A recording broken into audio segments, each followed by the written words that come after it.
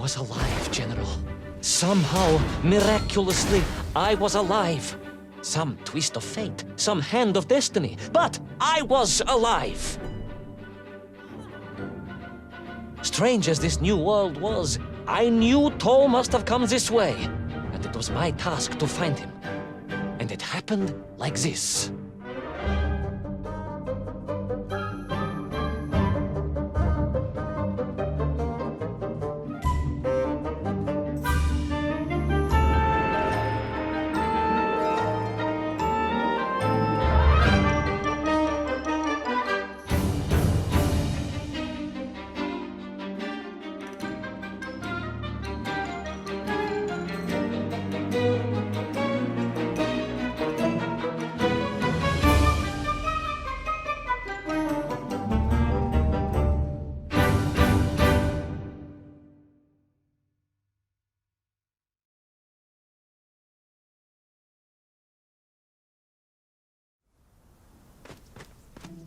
The sun beat down on me relentlessly.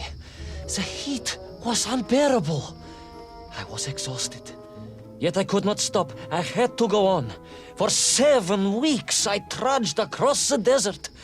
On the second day... Please, comrade, if we may. I think we can skip the details, unless you consider them to be particularly relevant to the location of Little Orpheus. Of course, General.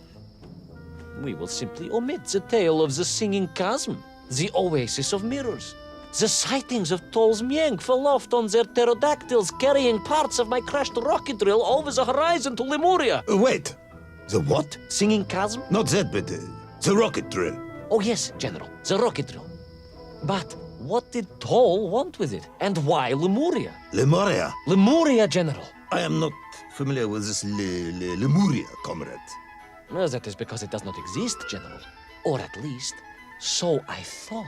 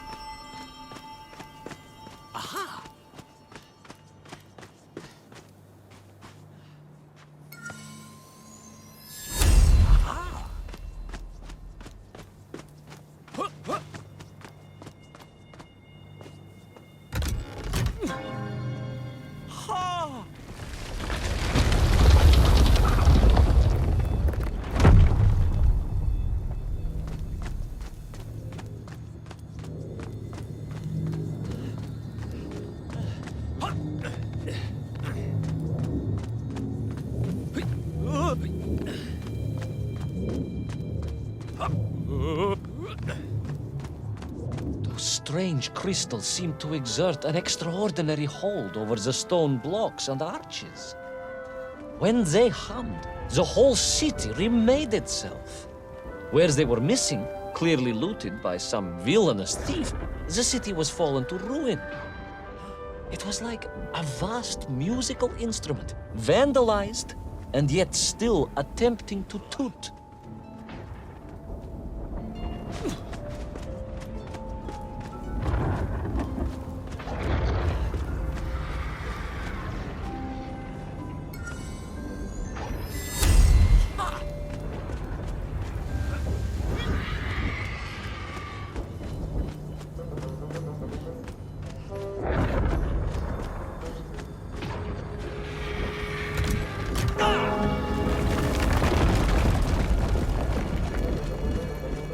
How poetic.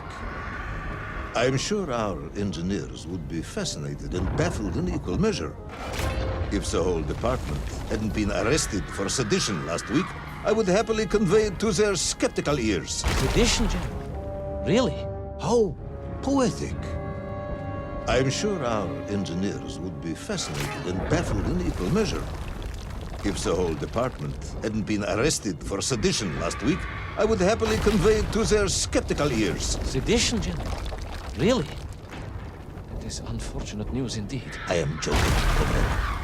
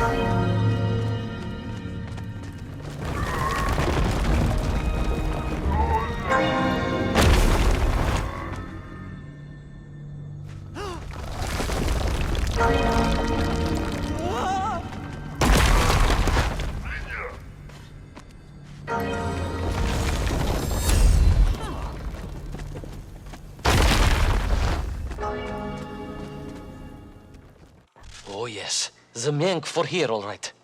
Which meant whatever dastardly scheme Toll had, it was to be enacted on these burning sands. And you will explain this in due course, I imagine. Eminently, General. What you need to know first is this. I have told you already how parts of the devices the enslaved Menk were forced to wear came from the surface. Radio parts and so on, yes, from what you have told me. Assuming there were plenty of lost ships in the ocean as you claim, for Toll to have dredged up what he needed to assemble them. Aha, good. You are one step ahead of me, General. I said assuming. Of course, assuming. Now, as I gazed in awe at the buildings rising and falling around me, I realized that the other major component of those mind-controlling helmets was crystal. Toll had raided Lemuria for me. He knew the city. He knew the crystals could amplify vibrations and waves, and was using them to boost the signal of the radio parts to exert his control over the Menk. Which meant...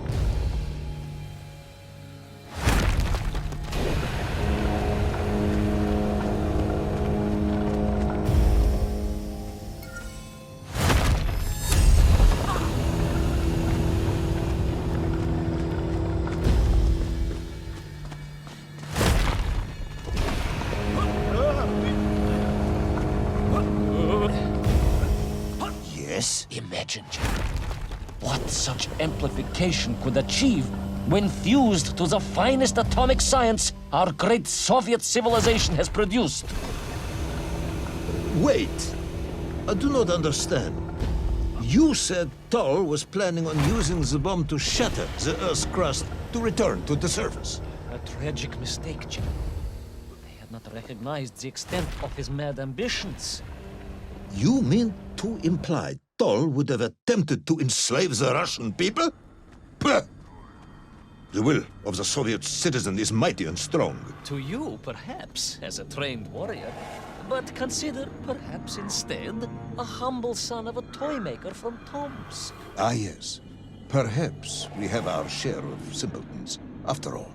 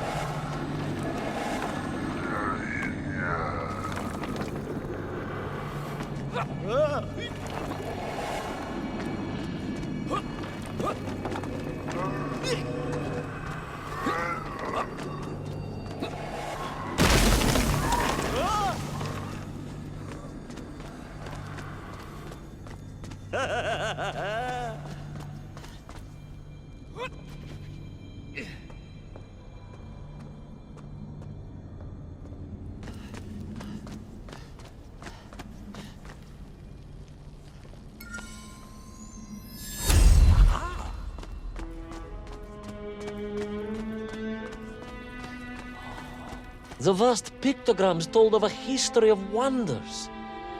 They seem to suggest the Lemurians were travelers from another world, where a mysterious clock seemed to stand. That is very mysterious. As mysterious as the location of little Orpheus, perhaps. Ah, yes, of course, General. I am just getting to that.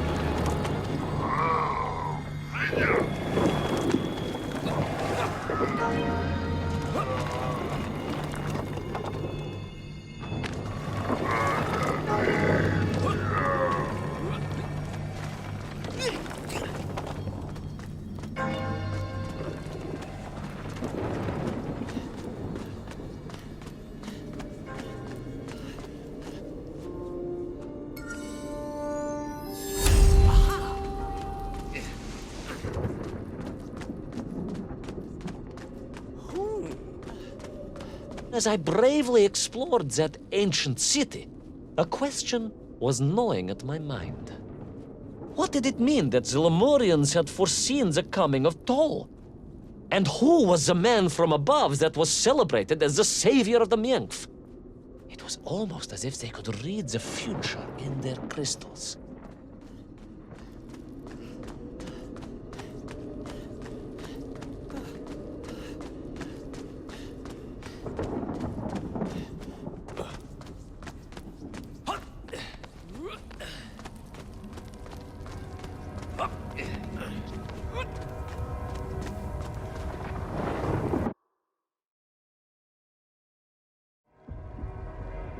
The bells of Lemuria tolled and tolled, a roaring symphony, a crescendo of peals that set the city dancing, each note causing the crystals to shimmer and cascade with light.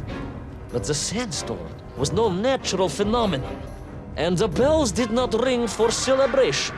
Something was very wrong here. Aside from the pterodactyls and the Megv and the dancing stones and the ancient magical prophecies and the crystals and now the giant bells, you mean?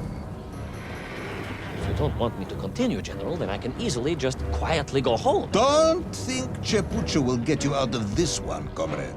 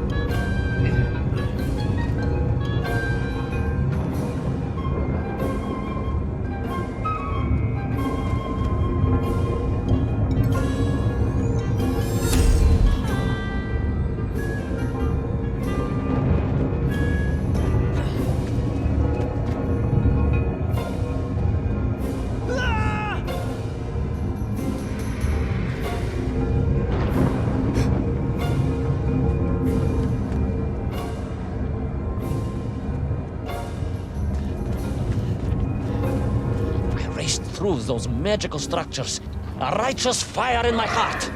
I was like Dobrynya Nikic, prepared to strike at the dragon who threatened my homeland. Your heroism is only surpassed by your modesty. On the contrary, General, I chose Dobrynya carefully.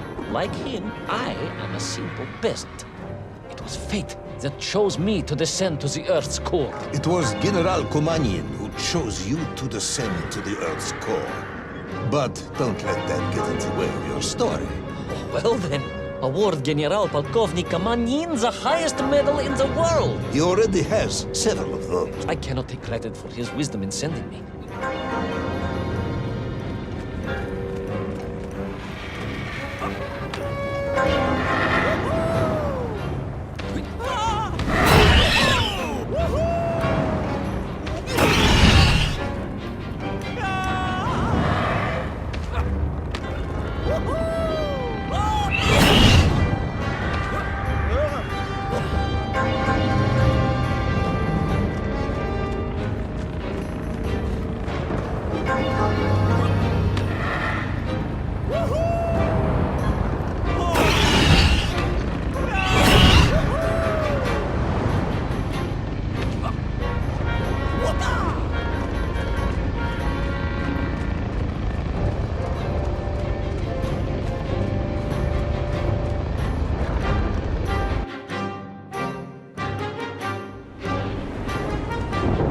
Was once a rocket drill ship, built to burrow into the earth, was now a mighty vessel, repurposed to blast off into the skies.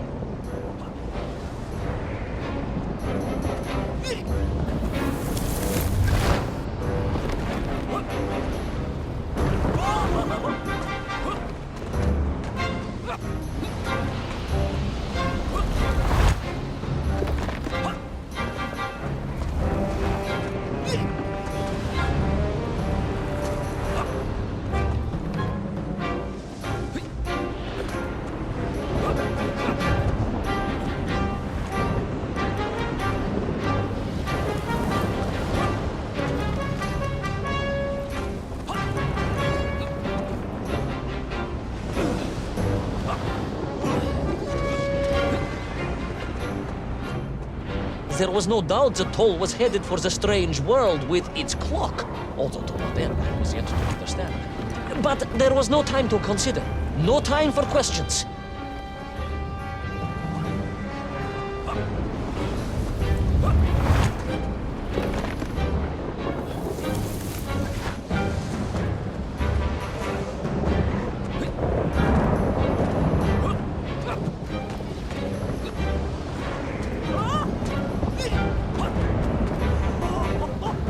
Paul was on the rocket. Little Orpheus was on the rocket.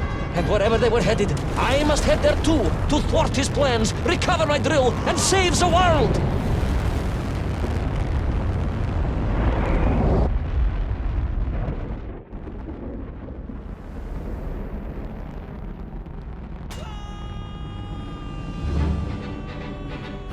Will our enthusiastic yet disorientated hero be burnt to a cinder by the rocket's engines?